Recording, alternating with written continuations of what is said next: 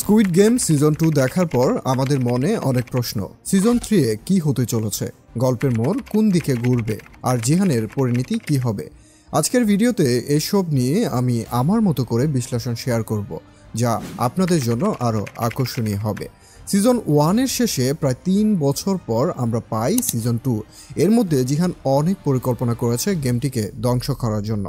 Season 2 এ আমরা দেখতে পাই অনেক চেষ্টার পর জিহান সেই রিক্রুটারকে খুঁজে পায়। সে চায় ফ্রন্টম্যানকে জীবিত অবস্থায় ধরে ফেলতে এবং এই ভয়ঙ্কর গেমটিকে চিরতরে বন্ধ করে দিতে। কিন্তু এই প্রচেষ্টা ব্যর্থ হলে জিহান সিদ্ধান্ত নেয় গেমে সরাসরি প্রবেশ করার, কারণ এটিই ছিল তার শেষ উপায়।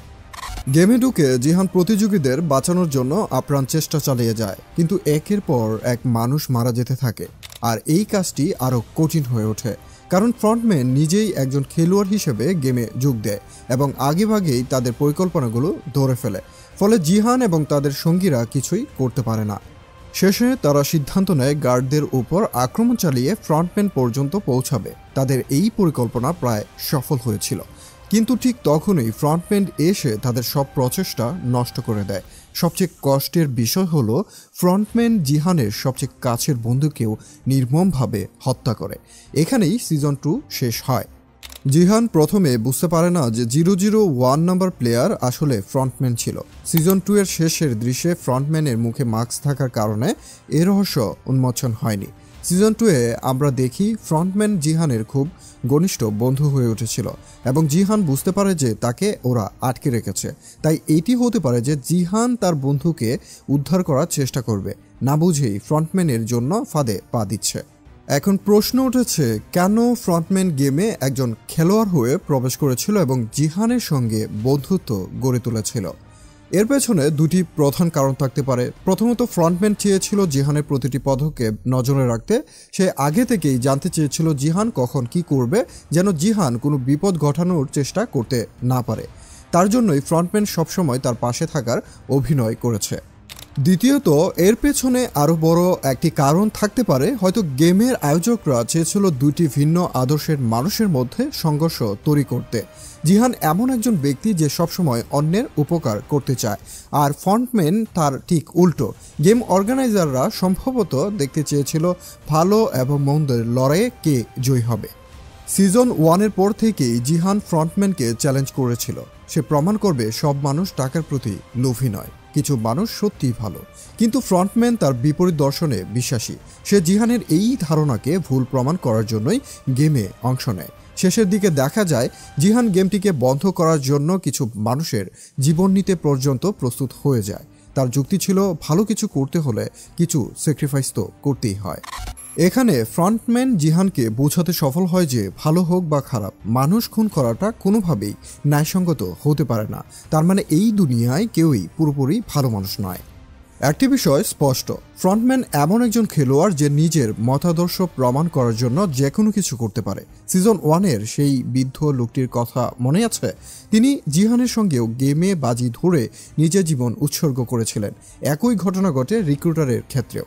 গেমের প্রতি তাদের এমন গভীর আসক্তি ছিল যে তারা নিজের জীবনকেও মূল্য দিত না। ঠিক একইভাবে ফ্রন্টম্যানও জিহানকে হারানোর জন্য মরিয়া ছিল, কারণ জিহান তার সঙ্গে বাজি ধরে প্রমাণ করতে চেয়েছিল যে এই দুনিয়ায় ভালো মানুষ এখনও আছে। কিন্তু বাস্তবে গেমের চূড়ান্ত পরিণতিতে দেখা যায় ভালো মন্দের ধারণা কতটা আপেক্ষিক। পুলিশ অফিসার পুরো সিজনে আইল্যান্ডটি খুঁজে বের করার চেষ্টা করলেও সফল হতে পারেনি, কারণ তার সমস্ত তথ্য ফাঁস করে দিচ্ছিল এক ক্যাপ্টেন, যে কিনা প্রথম থেকেই তার পাশে ছিল। তবে আসল সত্য হলো সেই ক্যাপ্টেন আসলে ফ্রন্টম্যানেরই একজন লোক।